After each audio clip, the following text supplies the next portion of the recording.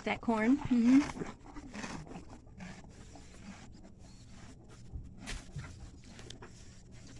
Good morning and welcome to the My Wool Mitten podcast. My name is Carrie and I'm coming to you from the Burnham barn, the big barn. That's the second barn at the My Wool Mitten farm. I had to bring some bedding over here to Kyle, the Wonder Horse, who's spending a little bit of this hot, dry time. Oh, he's fading out.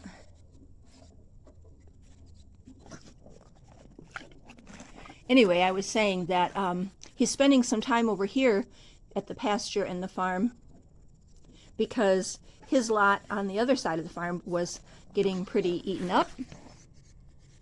Do you see yourself? I don't have another ear of corn. So I just brought him some bedding and salt and mineral and then a couple of ears of sweet corn. Yeah. Well, you're not helping. And Bailey's out looking for critters.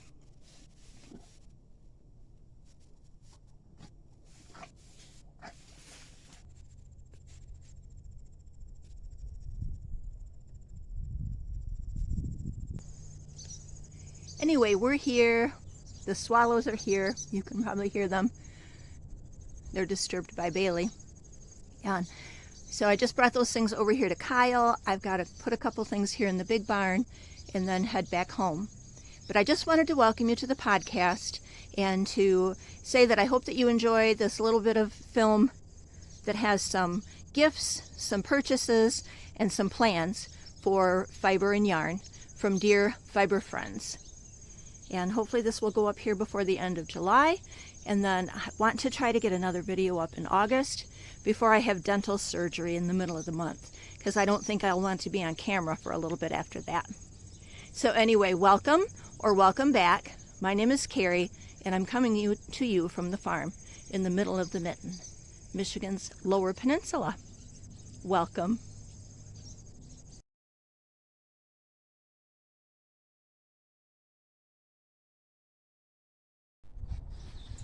Next are just a few lovely things from my friend Serena at Wild in the Woods. Serena has a beautiful Instagram feed, a YouTube channel that she posts to occasionally, and a lovely website. And she just creates the most beautiful, calming, inspiring things. And what started out as a seed swap between the two of us ended up being another amazing surprise that came to me from her along with the seeds. And this is just a part of it. Little gifts inside of these boxes. There was a candle, a few other things that I just won't mention all of, a hand-stamped and handwritten card, these lovely knitting needles, and then of course I had purchased yarn from her, and then there were two bigger skeins in this package, and you might remember that I made this hat and mitten set, which I love and use all of the time. And so another friend, Serena, oh, and this almost fell out. This would have been bad to have lost this, a little cable needle. So let me show that as well. So if you don't already, go and follow Serena at Wild in the Woods. And I know also that she just posted a new club that you can sign up for. And she also has an advent coming up for after the first of the year that may already be full. So hurry over and check that out. But another friend that I met and made online who really just brings a lot of joy to my life. Thank you, Serena. Oh, and all of these little bobbins with some mini skeins of yarn. I do have a plan for those. And again, just like I mentioned in the Bumblebee Acres plan or gift, I have a plan and I'm going to show you what that's going to be.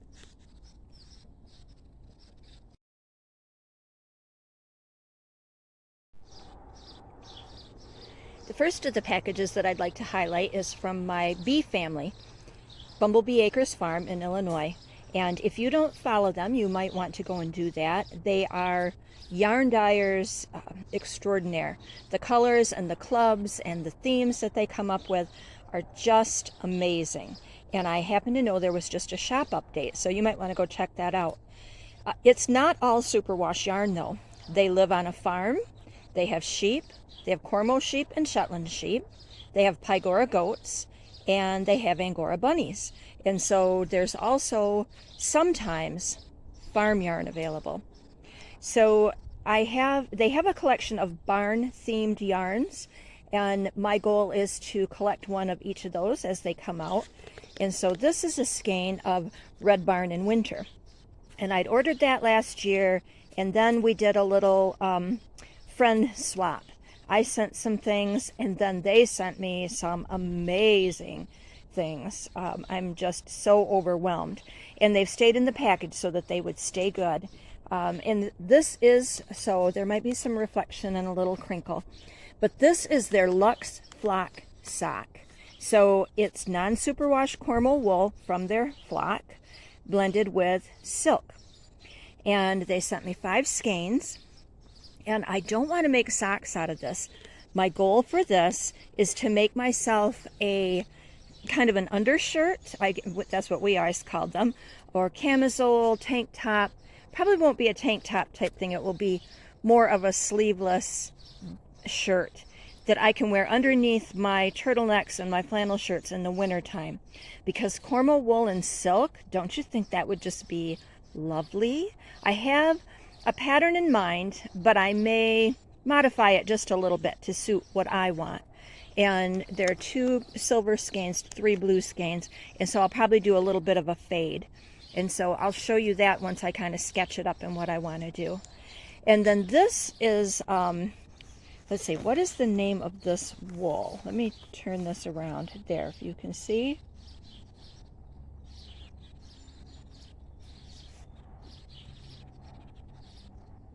So, oops, there goes my card. So I have an idea for that too, and I'll talk about that in a little bit. But so this was my lovely gift and purchase from my bee family in Illinois, Bumblebee Acres Farm.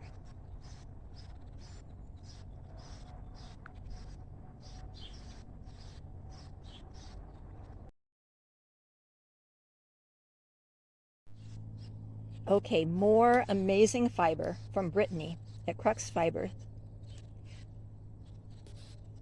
More wonderful wool from the far northwest of me. This again started as a swap, and Brittany and I just exchanged a few fibery gifts, and oh my goodness, this is her low mileage wool. Again, if you don't follow Brittany, I'm going to put the link to her down below, and she's such a neat person, such an interesting person with a very kind heart. So this is some of her dyed low mileage wool. And this, let's see, was this sheep from Alberta? Let's look and see. British Columbia, dyed in her Beaver Lodge colorway. This is Romney and Corriedale, super, super soft. And it's out of its little braid because I was sampling it. I have an idea of what I want to do with that. And this is an extremely special bit of roving here. And I wish you could feel this silvery, silky gray. And this is Torfall from her friend Caroline. And I don't know if you can get this even anymore. So what a gift that was. And then she was doing some little felt pins. And this actually has a special place on top of my e-spinner. I have a very old e-spinner that the gentleman passed that made them, and it's a lovely thing, but I had to do a little repair on it, and we had to make drill a little hole in the outer case of it, and so this sits there and covers that up and reminds me of fibery friends. So you're going to see this yarn. I'm really excited about what I have planned, what this is going to go into. So again, a project you're going to see in a little bit as I work my way through gifts and swaps and friends.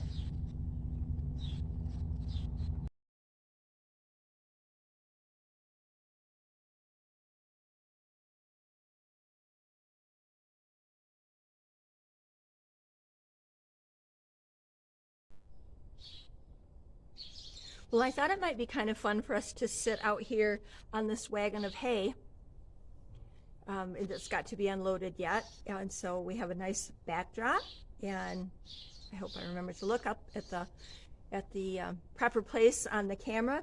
And I'm going to go through this kind of fast because I don't have a lot of time, but I've showed you some of the gifts and swaps and purchases from fiber friends and people that I got throughout last December, January, 1st of the year. And I'm going to show you the reason I've been highlighting these is they've been in stash waiting for the right time, and now I have the needles cleared from a few things, and I have some projects that I want to make with some of these. So first of all, I'm going to show you, if you remember, there were the little bobbins of different colored yarns from Serena at Wild in the Woods. And I think, now this may be too dark, we'll see when we get going, this rich chocolate brown yarn from Bumblebee Acres. I want to put those together and make honeycomb mittens, and I should have had the page saved to show you. Let's see here. So I've made these a couple of times before. Is it getting too much glare? This is from the Homespun and Hand Knit book, which is probably showing backwards, but I've made these a couple of times before, and it's fun to alternate the colors. And I think I have enough for a pair of mittens, or I may do a cowl. There was a oh, hang on just a second.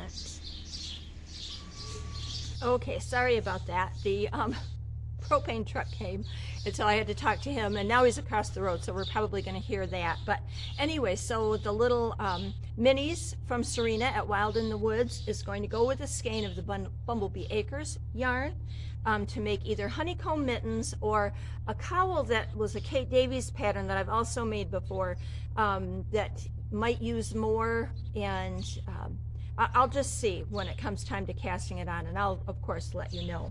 So there's that. Now Brittany sent me both fibers and yarn, and you might remember that one of the fibers is going to blow out, I think. One of the fibers was this very special Torfall, her low mileage wool, and this is a rustic wool, silky but rustic and fuzzy.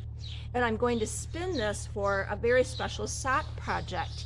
I didn't bring the book out with the pattern in it, but it's a new technique that I'm going to try, and it's very special, and this will be perfect for part of that sock pattern.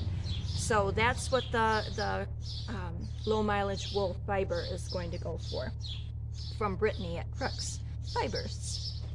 And then the other one that I have here to show you, I've always wanted to make the Soldotna crop by Caitlin Hunter, and I never have. It's a very cropped sweater, so I'll probably make it a little bit longer, and I'll probably make the neckline a little different, because if you look at Ravelry, a lot of people talked about how the neckline was too tight.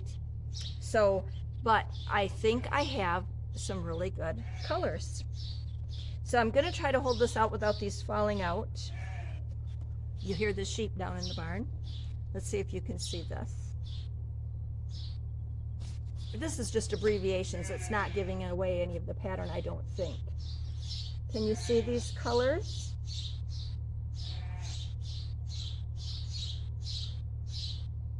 So we have Bumblebee Acres, dark brown,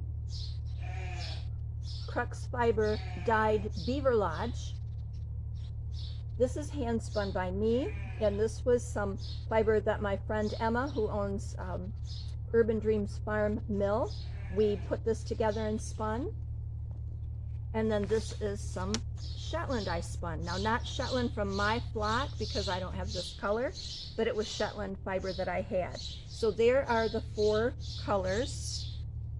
I think they're going to be contrasting enough. And let me show you again in case you haven't seen it. The Soldotna crop, so some color work. And I think that will be really nice. What do you guys think? You'll have to let me know. So that's part of the plans for some of these gifts that I've received. The red barn yarn, I think that I want to hold that double and make a pair of red winter mittens for me. And then some of the other projects or products that I received, I'm going to talk about those in just a little bit. But I think that the big truck is getting ready to pull out of the neighbor's driveway, so I'm going to pause here and we'll come back and revisit this.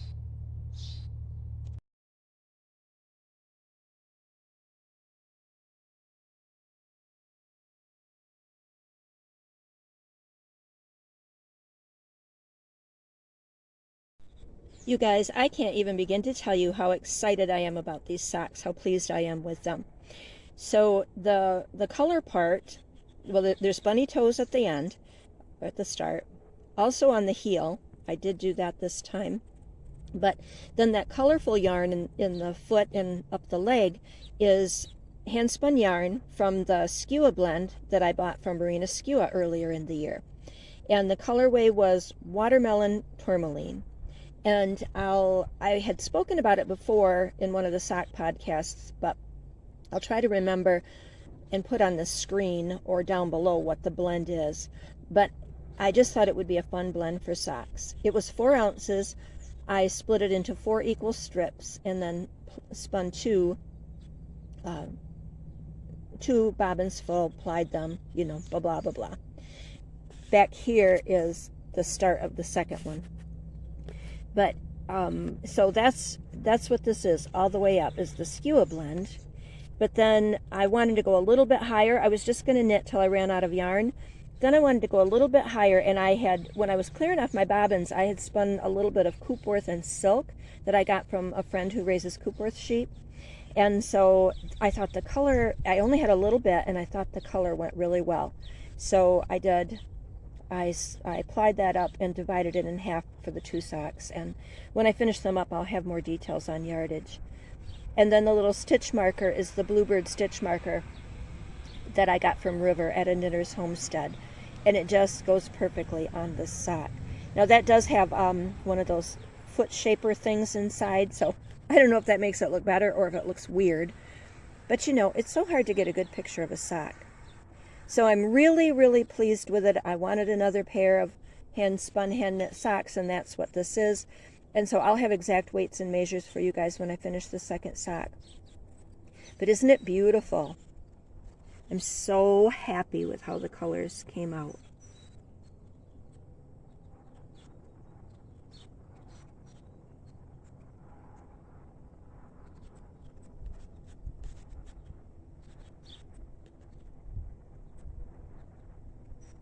I thought that rock in the background would help it show up, but maybe it blends in too much with it. So anyway, another hand-spun, hand-knit sock project with a wool blend from Marina Skua, bunny toes blend from me, and a lovely stitch marker from River at a knitter's homestead.